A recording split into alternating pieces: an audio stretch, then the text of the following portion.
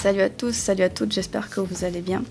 Sur une de mes dernières vidéos, il y a quelqu'un qui m'a demandé « Moi, j'aimerais bien que tu abordes le thème du passage après le lycée, c'est-à-dire choisir une formation pour un métier, université, etc. Et que beaucoup d'étudiants sont un peu perdus dans leur orientation, ou font des choix et changent après. Je sais pas si t'as des choses à dire dessus, mais ça peut être bien d'avoir ton point de vue. » Si ceux qui ne me connaissent absolument pas, ma chaîne est basée sur le développement personnel et sur les tabous sociaux. J'ai abordé ce sujet-là, mais surtout du point de vue de quelqu'un qui se force vraiment à faire des études, c'est-à-dire qu'il n'aime pas ça. Enfin, du moins, au début, il faisait ça parce que ça lui plaisait, puis il s'est rendu compte que ça lui plaisait pas tant que ça, et du coup, il se forçait vraiment, il se demandait si c'était vraiment nécessaire d'aller jusqu'au bout. À l'époque, je traînais beaucoup sur Twitter, c'est plus trop le cas maintenant. Je voyais souvent des personnes qui étaient dans ce cas-là, et je leur ai dit, mais pourquoi est-ce que tu te forces, en fait, si vraiment ça te rend limite malade d'aller en cours, tu vois. Et là, je me suis dit que ça pouvait être intéressant de répondre à cette thématique, puisqu'il s'agit du cas inverse, si je peux dire ça comme ça, c'est-à-dire qu'en gros, c'est des gens qui sont complètement paumés. Donc je peux comprendre parce que je suis passée par là. Faut savoir que moi, à la base, j'ai fait un truc assez général, c'est-à-dire que j'ai fait L. Ça me plaisait beaucoup d'ailleurs. J'ai fait un bac L, option histoire des arts, langue étrangère, anglais. Enfin, anglais renforcé et théâtre. Mais après, je savais pas du tout vers où me situer. Je savais que je voulais faire des études bien spécifiques pour travailler dans le domaine de la comédie musicale. Puisque vraiment, tout ce qui m'intéressait dans la vie, tout ce qui vraiment me faisait vibrer, c'est-à-dire la musique, le théâtre. Je ne sais pas danser malheureusement, donc ça au pire, j'aurais pu apprendre, tu vois, ça aurait pas été un souci. Sauf qu'à l'époque, il y avait un truc à prendre en compte, c'était que je vivais chez mes parents.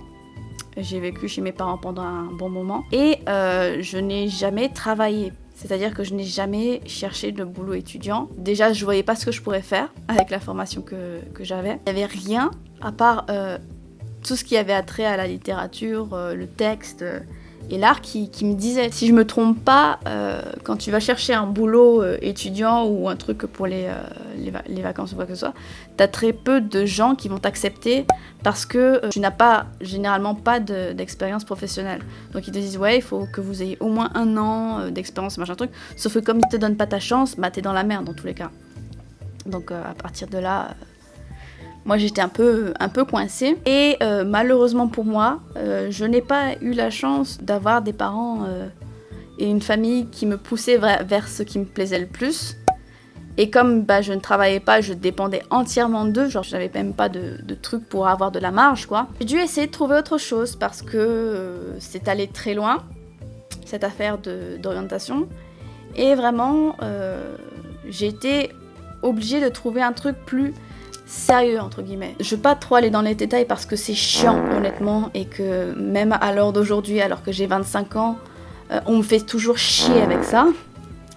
Mais de mon point de vue, en fait, je comprends qu'il y ait énormément de personnes qui savent pas quoi faire. Moi, j'ai fait des études, j'ai jamais dépassé la première année parce que justement, comme j'avais très peu de choses qui m'intéressaient, tout le reste m'intéressait vite fait, sans plus. Avec mes problèmes d'anxiété et de phobie sociale, j'ai vraiment pas pu parce que vraiment le fait d'aller à l'école, le fait d'aller à l'université, le fait d'aller dans une école spécialisée, tout ça, ça me mettait tellement dans une angoisse quotidienne qui durait tout au long de la journée que lorsque je rentrais chez moi, j'étais épuisée. Mais pas genre l'épuisement, genre t'as bien travaillé ni quoi que ce soit, mais genre drainée de toute énergie. C'est-à-dire qu'en gros, sous mes yeux, t'avais des grosses cernes qui descendaient limite, on aurait dit qu'elle allait aller par terre.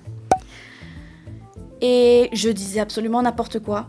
C'est-à-dire que j'avais des choses à faire, des choses à organiser, mais j'avais tellement de problèmes pour rester concentrée en classe, d'une part. Ensuite, le fait d'être dans des classes complètement étroites où tu es collé à ton partenaire de table, ou bien dans le cas où j'ai été en école spécialisée, c'était des classes complètement exiguës, c'est-à-dire que tu pouvais pas sortir de ton bureau pour aller aux toilettes. D'ailleurs, c'était un local très petit. T'avais peut-être 3 salles de classe, 2 toilettes pour à peu près 70 élèves en tout, et 2 micro-ondes. Va essayer de te concentrer là-dedans, étant donné que tu dois faire la queue et attendre que tout le monde aille faire ses choses. Moi, c'était pas possible, clairement. C'est pas que j'étais perdue dans mon orientation, c'est juste que j'essayais de me dire bon, si je peux pas faire des études de comédie musicale, si je peux pas faire tout ça parce que j'ai pas les diplômes et parce que je commence à être vieille, parce que de ce que j'ai compris, t'avais une date limite pour pouvoir rentrer dans ces écoles, et je crois qu'à partir de 24-25 ans, tu peux plus rentrer. Maintenant, j'ai 25 ans, donc pour moi, c'est complètement mort. Si je veux faire ça, j'ai tout intérêt à le faire en amateur, c'est-à-dire en trouvant une troupe ou des trucs comme ça. Mais en tant qu'élève et en tant que professionnel ou semi-professionnel, c'est complètement mort pour moi. Je me suis mis en tête que peut-être que si je prenais d'autres centres d'intérêt en compte, peut-être que j'allais me développer dans un domaine et que finalement ça allait très bien aller pour moi. Sauf que j'ai testé la prépa, j'ai testé la LLCER anglais. Non. J'ai testé la biologie, alors là, je sais pas ce qui m'est arrivé par la tête. Je pense que je devais penser au fait que c'était plus sérieux que des formations à distance. Enfin, bon, avec un gros bouage de crâne par derrière, hein, j'entends bien. Parce que moi, ça me dérangeait pas d'apprendre à distance et de faire les choses après. Ma famille avait quand même une grosse influence sur la façon dont je me comportais, la façon dont je pensais. C'est-à-dire qu'ils sont capables de te faire croire que tu es capable de faire certaines choses, alors que toi, tu sais dans le fond que ça va pas marcher. Et qu'est-ce qui se passe ? Ça ne marche pas. Du coup, depuis mes 17 ans, je n'ai jamais eu d'autre diplôme que le bac, pour ces simples raisons-là, en fait. C'est pour ça que c'est extrêmement dur pour certaines personnes qui savent pas du tout, ou alors ils ont des familles qui sont absolument pas compréhensives, ni qui te supportent dans tes choix. Et tu dois te démerder, tu dois perdre pas mal de temps à essayer de trouver un moyen. Si tu veux vraiment mon avis, en fait, le fait de pas savoir, je trouve ça tout à fait normal. Le fait de faire des changements d'orientation, je trouve ça tout à fait normal. Je pense qu'ils sont quand même rares les personnes qui savent déjà ce qu'ils veulent faire de base et qui se disent c'est ça que je veux faire et rien d'autre, tu vois. Ils restent là-dedans. Et ils y vont, et ils vont jusqu'au bout. Parce qu'ils ont les moyens de faire, parce que leur environnement leur permet de le faire, etc. L'orientation, c'est normal. Tu peux pas savoir ce que tu veux si tu testes pas. Tu te dis, je sais pas si je serais capable de faire ça parce que ça me plaît, mais en même temps, je suis pas trop sûre. Essaie quand même. Le seul truc qui me dérange, en fait, avec l'administration et avec le système scolaire, le système universitaire et tout ça, c'est que les frais pour entrer à la fac sont quand même élevés. Je crois que au moment où j'y étais, je devais payer genre 400 balles, plus la sécurité étudiante et tout ça. Mais je trouve ça con dans la mesure où la plupart des bacheliers qui ne savent pas exactement ce qu'ils veulent faire, ils veulent tester, mais voilà. Ils sont obligés de verser 400 boules à chaque fois parce que la fac leur dit que c'est 400 boules et voilà quoi. Bon, bien sûr, t'as des personnes qui ont les bourses et tout ce que tu veux, mais dans certains cas, ça suffit pas. Tu es obligé d'attendre la rentrée prochaine pour pouvoir tester autre chose, et je trouve que c'est énormément énergivore et que ça te fait perdre tellement de temps. Je pense que le mieux, en fait, c'est tu passes ton bac, et tu n'as pas d'idée bien précise de métier à faire, au lieu de te lancer directement à la fac pour faire plaisir à un tel, ou bien parce que tu veux tester ou des trucs comme ça, sachant que le prix de la fac, c'est à peu près 400 boules, si tu n'as pas de bourse, voilà. Je sais pas comment ça marche les bourses, donc ne me demandez pas, je serais pas capable de vous dire. Mais je pense qu'au lieu de faire ça, le mieux c'est de prendre une année sabbatique ou 2, pendant lesquelles vous faites ce que vous voulez, vous voyagez, vous allez voir comment ça se passe ailleurs, vous travaillez si vous avez envie de travailler, vous rencontrez des gens.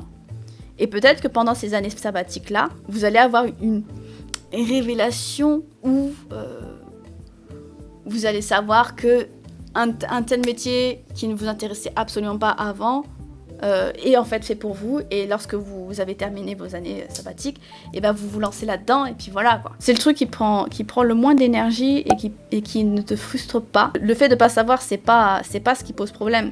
Ce sont les frais qui posent problème, selon moi. J'ai toujours envié les personnes qui n'ont jamais dérivé de leur propre voie et qui ont vraiment eu tout en leur faveur en fait pour y aller. Je sais que c'est pas évident pour ceux qui galèrent, et je compatis vraiment parce que je suis vraiment passée par là. Et maintenant, si vous me demandez si je suis prête à reprendre des études, je vous dis que non. Déjà parce que je n'ai jamais aimé ça. Je suis toujours allée faire mes études, même mon secondaire, parce que j'ai été obligée. Parce que moi, il me fallait un diplôme que je pourrais présenter si jamais je veux travailler par-ci, par-là et là, parce qu'au moins j'ai la base. Mais à part ça, j'ai jamais aimé les études, j'ai jamais eu la concentration pour y rester. Et même quand je faisais des efforts pour faire tout ce qu'on me demandait de faire, c'était jamais suffisant. Jamais. Donc ouais, même si j'ai 25 ans, ça m'intéresse absolument pas d'y retourner, tu vois. Je préfère largement travailler pour moi, continuer à développer ma chaîne, continuer à travailler pour Internet en fait, pour pouvoir un jour récolter les fruits de mes efforts et au moins faire quelque chose que j'aime, tu vois. Si y a un métier qui me plairait bien en dehors de ça, c'est le doublage. Mais là, ça reste un petit peu compliqué, je dois encore m'informer là-dessus, etc., etc. Donc ça va se faire. Un jour, je commencerai à faire des petits sketchs de doublage pour voir ce que ça donne et voir jusqu'où je pourrais pousser. Mais pour le moment, je préfère travailler pour moi et vraiment être mon propre boss parce qu'il y a que comme ça en fait que je me sens bien, quoi. Donc voilà, je sais pas si mon point de vue sera utile à certaines personnes, mais voilà ma réponse. Du coup, je vous dis à plus dans une prochaine vidéo et salut.